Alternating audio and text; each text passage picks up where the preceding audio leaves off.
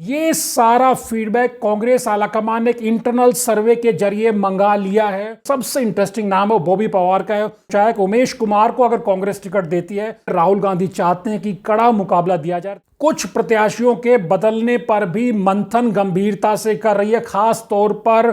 दोस्तों नमस्कार, the news अड्डा के खास चुनावी शो प्योर पॉलिटिक्स विद पवन में आपका स्वागत है।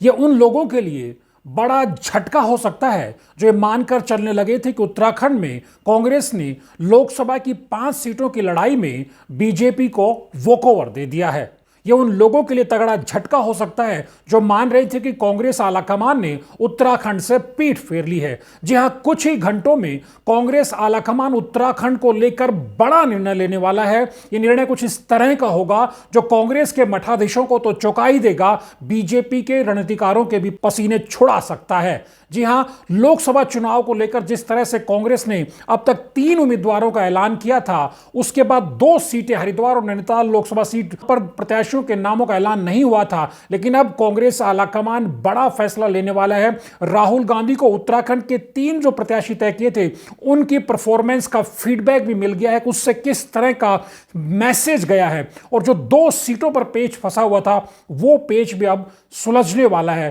कांग्रेस की जो वर्किंग कमेटी और कांग्रेस की जो सीईसी है, उसमें अब उत्तराखंड को लेकर के डिसीजन होने वाला है और 5 सीटों पर नए सिरे से मंथन हो रहा है। जी हां, 3 सीटों पर प्रत्याशियों को उतारने के बावजूद अब कांग्रेस नेतृत्व नए सिरे से देख रहा है कि क्या टिहरी में जोत सिंह गुनसोला को उतारा गया है, या फिर अल्मोड़ा में प्रदीप टम्टा को उतारा गया है, या फिर जिस तरह से पौड़ी के अंदर प्रत्याशी का ऐलान किया गया है, उसका मैसेज क्या है। क्या गणेश गोदियाल मजबूती से लड़ते नजर आ रहे हैं? क्या जोत सिंह गुनसोला मजबूती से लड़ते नजर आ रहे हैं? क्या प्रदीप टम्टा मजबूती से लड़ते नजर आ रहे हैं? ये सारा फीडबैक कांग्रेस आलाकमान ने एक इंटरनल सर्वे के जरिए मंगा लिया है और कांग्रेस वर्किंग कमेटी के बाद जब सीईसी की बैठक उत्तराखंड के मसले पर जब मंथन करेगी, तो सिर्फ हरिद्वार और नैनीताल लोकसभा सीट के प्रत्याशियों पर फैसला नहीं होने वाला है। दोस्तों, हमारे पास एक्सक्लूसिव जानकारी पहुंची कि कांग्रेस कुछ प्रत्याशियों के बदलने पर भी मंथन गंभीरता से कर रही है, खास तौर पर टिहरी गढ़वाल की जो सीट है और अल्मोड़ा की जो रिजर्व सीट है, उसके प्रत्याशियों का फीडबैक जो कांग्रेस आलाकमान के पास इंटरनल सर्वे के जरिए पहुंचा, वो बहुत पॉजिटिव तस्वीर नहीं दिखाता है। क्योंकि जिस तरह से जोत सिंह गुनसोला को लेकर के जो कांग्रेस आलाकमान के पास जो इंटरनल सर्वे का फीडबैक पहुंचा, उसमें दिखाया गया कि प्रत्याशी बहुत दमदार तरीके से चुनाव लड़ते नजर नहीं आ रहे हैं, और यही स्थिति प्रदीप टम्टा को लेकर, अल्मोड़ा को लेकर के कांग्रेस के इंटरनल सर्वे में आई है। तो क्या समझा जाए कि यहां नए नामों पर विचार किया जा सकता है? ये बहुत बड़ा फैसला हो सकता है, लेकिन जिस तरह से कांग्रेस नेतृत्व, खास तौर पर राहुल गांधी बेहद नाराज बताए जा रहे हैं कि जिस तरह से जो कांग्रेस के सीनियर लीडर हैं वो चुनाव से भागते नजर आ रहे हैं। हरीश रावत खुद को हरिद्वार से पहले एक तरह से बड़े लड़ैया साबित करने पर लगे हुए थे, लेकिन जब हरक सिंह रावत मैदान में उतरते हैं और जब टिकट बंटने का समय आता है, तो हरीश रावत ने अपने बेटे वीरेंद्र रावत को आगे कर दिया। ये बात भी कांग्रेस आलाकमान, खासतौर पर राहुल गांधी को नागवार गुजरी है कि जब चुनाव इतना क्रूशियल है और प्रधानमंत्री नरेंद्र मोदी के खिलाफ राहुल गांधी एक निर्णायक लड़ाई लड़ रहे हैं,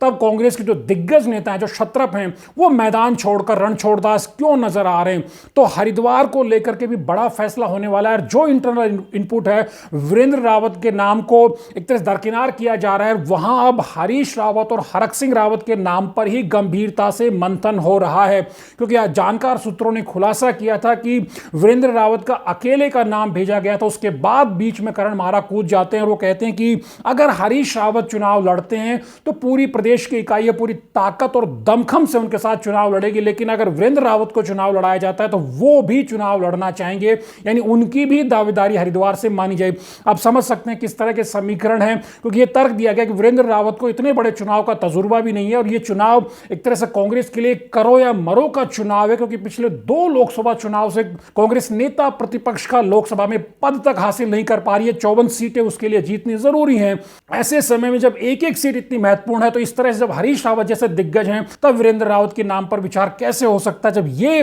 करण मारा की तरफ से विरोध किया गया, उसके बाद अब जो 2 नाम है, वो 2 नाम हरिद्वार सीट पर हरीश रावत या फिर हरक सिंह रावत। अगर हरक सिंह रावत को टिकट मिलता है, जिस तरह उनकी पुत्र वधू ने कांग्रेस से रिजाइन कर दिया है और जो ईडी सीबीआई का रडार पे वो बने हुए, उसके बाद क्या वो चुनाव लड़ेंगे ये एक मसला है, क्या वो कांग्रेस में कंटिन्यू करेंगे ये एक मसला है। लेकिन उनका और हरीश रावत के नाम पर ही कांग्रेस विचार कर रही है। हरिद्वार से उमेश कुमार जो निर्दलीय विधायक है खानपुर से, उन्होंने भी कांग्रेस को अप्रोच किया था। जानकार सूत्रों ने कहा कि प्रीतम सिंह भी इस पक्ष में थे कि उमेश कुमार का जनाधार अगर ज्यादा है, हरिद्वार में वो मजबूत कैंडिडेट नजर आ रहे, तो उमेश कुमार के नाम पर भी विचार होना चाहिए। लेकिन जिस तरह से जानकार सूत्रों ने खुलासा किया कि हरीश रावत ने जो हरिद्वार जिले के जो कांग्रेस के विधायक है उनको आगे करके आलाकमान तक ये मैसेज पहुंचाया कि उमेश कुमार को अगर कांग्रेस टिकट देती है, उमेश कुमार को अगर कांग्रेस के साथ नजदीकियां बढ़ती हैं तो उसका बहुत अच्छा मैसेज नहीं जाएगा। उसके बाद जानकार सूत्र कहते हैं कि उमेश कुमार के नाम पर अब चर्चा नहीं हो रही है, अब असली कंसिडरेशन हरीश रावत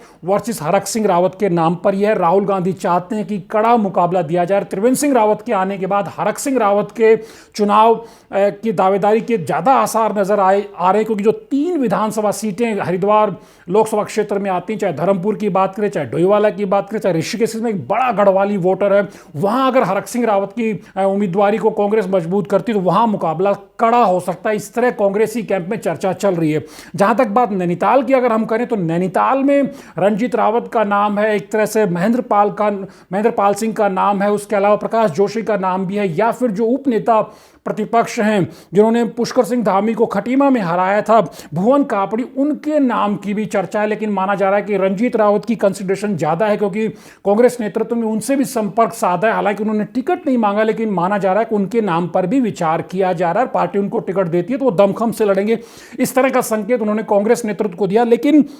नैनीताल पर नेता प्रतिपक्ष यशपाल आर्य की भी अपनी दावेदारी, हालांकि ये जो हमने जो शुरू में आपसे कहा था कि 2 सीटों पर प्रत्याशियों पर बदलने पर गंभीरता से कांग्रेस नेतृत्व विचार कर रहा है, तो जो यशपाल आर्य की जो नैनीताल में दावेदारी थी वो कहीं खटाई में पड़ सकती है, क्योंकि अल्मोड़ा की रिजर्व सीट से उनके नाम को लेकर के कांग्रेस नेतृत्व विचार कर रहा है कि जब यशपाल आर्य नेता प्रतिपक्ष है और सरकार से लोहा ले रहे हैं तो अल्मोड़ा रिजर्व सीट है, वहां उनको एक तरह से मैदान में उतरना चाहिए। और अल्मोड़ा में प्रदीप टमटा पिछले 2 लोकसभा चुनाव से लगातार बुरे अंतर से हार रहे, तो क्या यशपाल आर्य को अगर अल्मोड़ा लोकसभा सीट से प्रत्याशी बदला जाता है तो नैनीताल की बजाय यशपाल आर्य के नाम पर कांग्रेस नेतृत्व अल्मोड़ा पे विचार कर सकता है। अब यह देखना दिलचस्प होगा कि क्या अगर ऐसा कांग्रेस नेतृत्व बदलाव करता है तो क्या यशपाल आर्य तैयार हैं, लेकिन तैयार हो पाते हैं। लेकिन यह जरूर कहा जा रहा है कि कांग्रेस नेतृत्व जो है अल्मोड़ा और टिहरी में प्रत्याशियों के नामों के बदलाव को लेकर के भी चर्चा कर रहा है। सबसे बड़ा जो एक तरह से डेवलपमेंट और रोचक चीज जो है वो टिहरी लोकसभा सीट को लेकर के हो सकती है, क्योंकि यहां से जिन 2 नामों को एक तरह से रिकंसीडर किया जा रहा है, क्योंकि जोत सिंह गुनसोला को अगर टिकट दिया गया है तो वो माहौल कांग्रेस नेतृत्व को नजर नहीं आया जो इंटरनल सर्वे में। तो वहां से जिन 2 नामों पर चर्चा की वो काफी इंटरेस्टिंग होने वाले। एक तो प्रीतम सिंह जो पिछली बार भी चुनाव लड़े थे लेकिन वो भी चुनाव लड़ना नहीं चाहते, लेकिन जो सबसे इंटरेस्टिंग नाम है वो बॉबी पवार का है। उत्तराखंड बेरोजगार संघ के वो अध्यक्ष हैं। जिस तरह से पिछले कुछ सालों में लगातार सरकार कोई भी रहे, बॉबी पवार बेरोजगार युवाओं की आवाज बनते रहे हैं, और वो अभी एक तरह से